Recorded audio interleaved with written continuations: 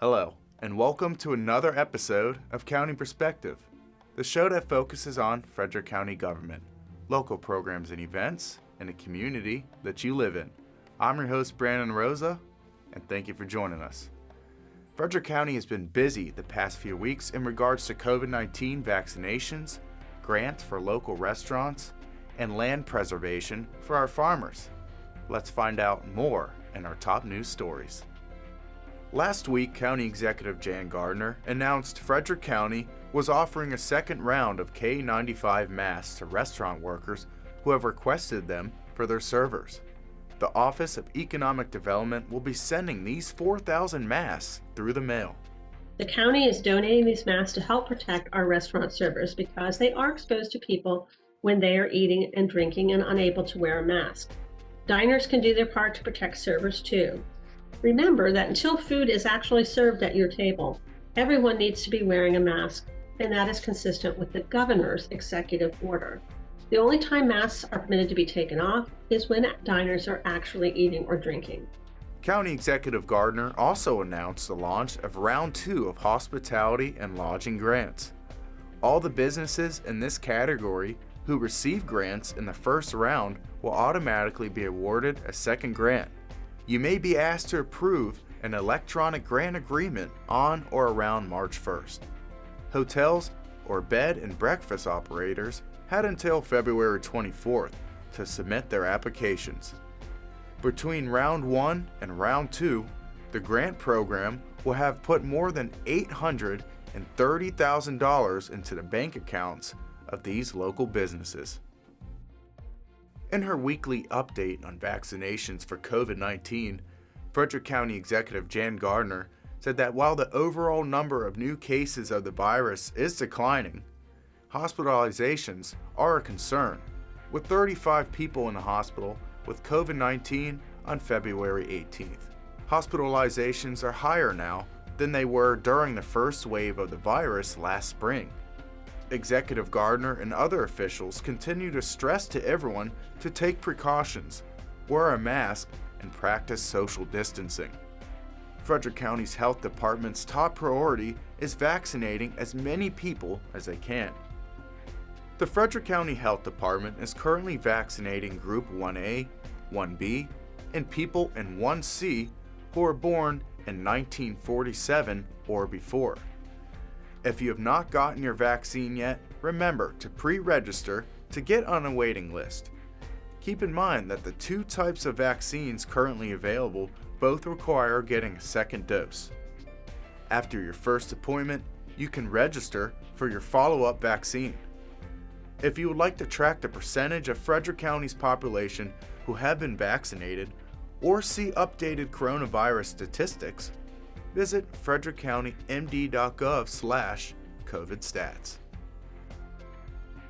The Frederick Agricultural Land Preservation Program has opened up an application cycle for the Maryland Agricultural Land Preservation Foundation Easement Program. This program purchases agricultural preservation easements that forever restrict development on prime farmland and woodland. The program was created by the state, looking to the future and the fact that we have a lot of farmland available in Maryland, and we are going to be facing increased pressure from residential development, commercial development. And the state wanted to make sure that we had agricultural land available here in perpetuity to have agricultural operators being able to keep farming in Maryland. It's a benefit to farmers because there's a financial benefit to the program. Basically we are offering the farmers financial benefit in order to preserve the farm in perpetuity. So just like if a farmer was contemplating developing the property and they would gain value from subdividing and selling lots off the property, these programs make landowners monetary offers not to do that forever. The Maryland Agricultural Land Preservation Foundation program is one of 9 active programs we have, and they have preserved over 22,000 acres so far in Frederick County. Our total acreage preserved through all the programs is over 68,000 acres. If you're interested in applying, contact Land Preservation Planner Shannon O'Neill at 301-600-1411 or via email at soneal@frederickcountymd.gov. Due to the COVID-19 pandemic, all Frederick County Public Library branches are closed for public visitation.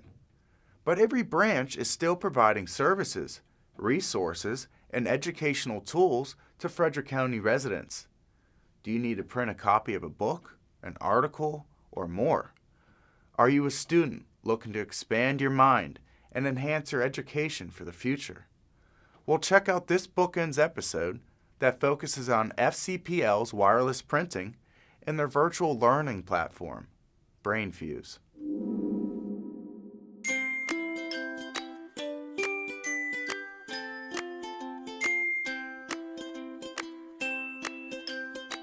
So FCPL is really happy to offer wireless printing, especially during this time when so many people are learning from home. It's pretty simple. There is a website called SmartAlec that can talk with our printers at the library. So if you go to the library's website, fcpl.org, and click on the tile that says Wireless Printing Curbside Service, and then click on Access SmartAlec, that's going to take you to that website.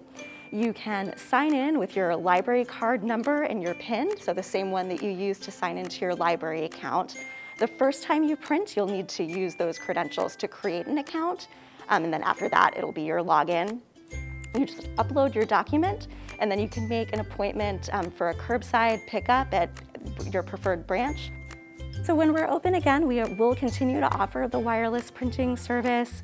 Once we're back to normal operations, it will again have a cost, so it'll be 20 cents per page for black and white copies and 50 cents a page per color.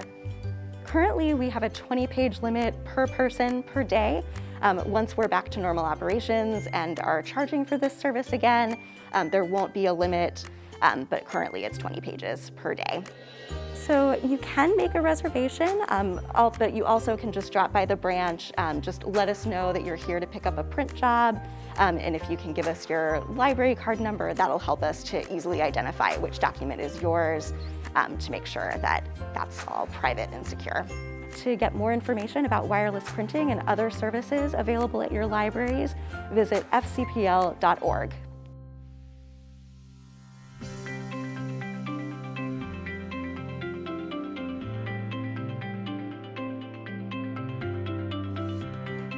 So as soon as FCPL knew that students would be going to school virtually this fall, we went to work putting together a solid package of resources our community could use in the virtual learning environment.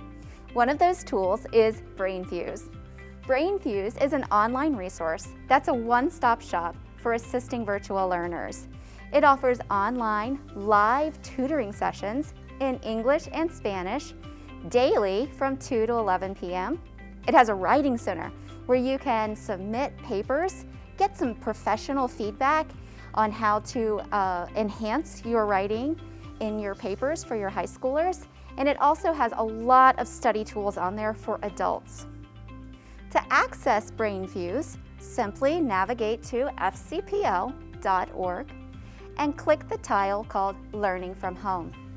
For those families who are on the go, there's also the opportunity to get the BrainFuse app. Just navigate on over to the App Store or Google Play, or click the button on our website to access your app today. In BrainFuse, there are 3 distinct areas that you can navigate through. There's expert help, which is where the tutoring and the test prep and even FAFSA application help is found. There's the study area, which provides online assessments and lesson plans for those who are homeschooling. And then Collaborate, which offers online virtual meeting rooms where students can get online and discuss problems and projects. There is also an adult learners section that goes into career preparation. So let's say you're on the job hunt. We have expert live assistance in creating resumes and cover letters for your job search help. There's also assistance with GED prep, as well as U.S. citizenship help. If you're new to Microsoft, there's also online expert live help that'll help you learn Word, Excel, and PowerPoint. So it is definitely a one-stop shop for all ages, kindergarten through adults.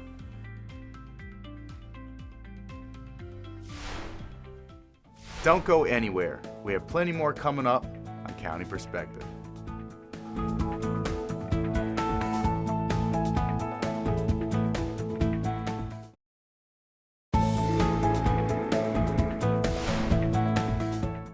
Welcome back to County Perspective. I'm your host, Brandon Rosa. Shortly, we'll find out how the coronavirus pandemic is affecting our local breweries. But first, let's find out who this episode's featured pet is.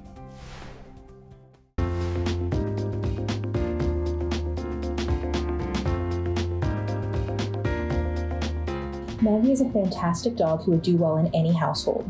Maggie has good manners, and while she can be initially excited, she calms down quickly. She already knows several behaviors, including sit, down, sit pretty, and paw. She walks great on a leash and seems to be house trained. While Maggie does well with other dogs, she does have a high prey drive, however, so she should not live in a home with cats or other small animals. To learn more about Maggie and our virtual adoption process, call Frederick County Animal Control and Pet Adoption Center at 301-600-1546.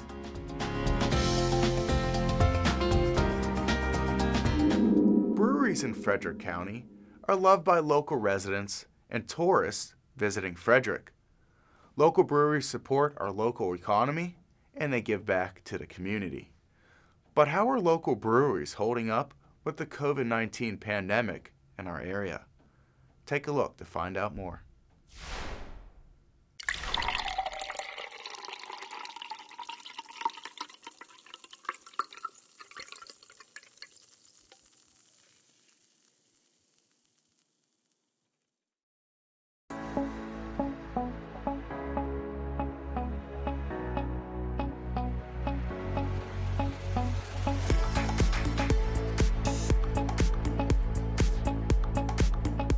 So a thriving craft beer industry is excellent for Frederick County.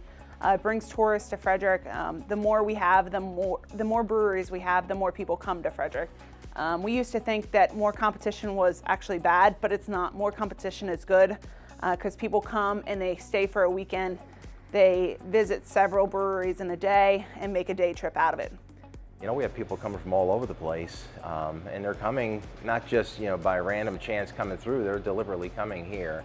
So I think it's helpful to the city in terms of, tourism and of course, tax base. We give back to the community. We do fundraisers, we do drives to give back to the community, try to do as much as we can on an annual basis. Overall, we've seen over 150% growth in the last 5 years between the wineries, breweries, distilleries. So it was really booming before COVID hit back in March of 2020. We had 12 craft breweries and 5 farm breweries. And then there's also some that are in the pipeline that are still opening, even with what we're experiencing today. By the time we opened up, we were right in the thick of it. Thankfully, they were past the point of having a complete shutdown. But, we're still only at 50% capacity indoors. So that's one of the limitations that we're dealing with. So the craft beer industry has really been under the same guidelines and requirements that our restaurants and food service industry has been here in Frederick County. We had to shut down for a period of time where we could only do to-go sales, and we had to have 50% less capacity in our whole building, and we had to space the seats apart big time, which sometimes would put us at less than 50% capacity. So been managing and trying to deal with, less people, less customers for the past year. Some of them have also, taken the steps to close their tasting room indoors, and they are only allowing people outdoors for the safety of their staff, and then also closing during the winter months, because obviously people are not sitting outside as much. And so with reduced capacity, they've had to get creative in how they do business. A new app has started up called Beer Me, and so a lot of our craft beer industry has participated in that delivers beer right to people's doorstep in Frederick County. So that's been a huge win for people who want to try local products. We jumped on the bandwagon of doing beer deliveries. We have taken opportunities that we can go to different outdoor events and sell beer there and try to be socially distanced and just moving and hustling out in the scene a little bit more than we probably would have. One thing that the state afforded us was the ability to sell kegs. So previously there was a limit of 288 ounces that we could sell for to go, which is a case of beer. And a keg of beer is a whole lot more than that. So they lifted that restriction. It'd be nice if after COVID is done that they allow us to continue to do that, because we've had a number of customers that buy kegs, they have a kegerator at home, and I think that's a good option. Since the pandemic began, we have really been trying to help our business community as a whole through different grants, whether they're federal grants or state grants, and get money out to our businesses because we know they're struggling. So the craft beverage industry has been one of the industries we've really targeted. We've taken advantage of a few grants and loan programs that are out there to help small business like myself. PPP loan, Economic Disaster Relief Fund, some grants from the city and the county as well. So there was one grant specifically for outdoor heating, and so we got one of those grants, and it provides funding for the propane heaters and the propane itself. There's been some offsetting things that have helped in terms of providing additional outdoor seating. The city had various options, and one of them was called parklets. They put up jersey walls, and we were able to put a number of tables out there, which during warmer weather, those are full. And then of course they gave us temporary permission to put seating out along Carroll Creek. So I would say the industry as a whole has just really done what works for each business. What works for one brewery doesn't work for the other, but as a whole they've gotten very creative. To find local breweries in your area, visit homegrownfrederick.com. And you can search for breweries that are near you or throughout the county. Looking for something to do in the next few weeks? Well, Frederick County has plenty of activities to keep you busy. Check out some of the great programs that county departments are offering.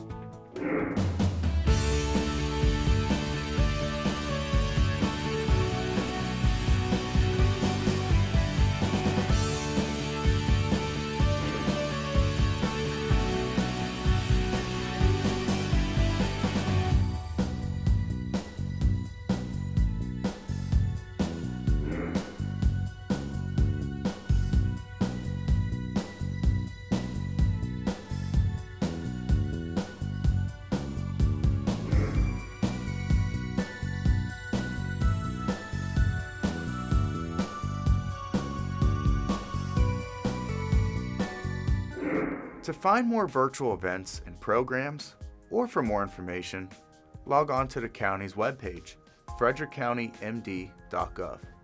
Now, at the end of our show, we like to mention a few recent events, along with things our viewers should keep an eye out for in the upcoming weeks.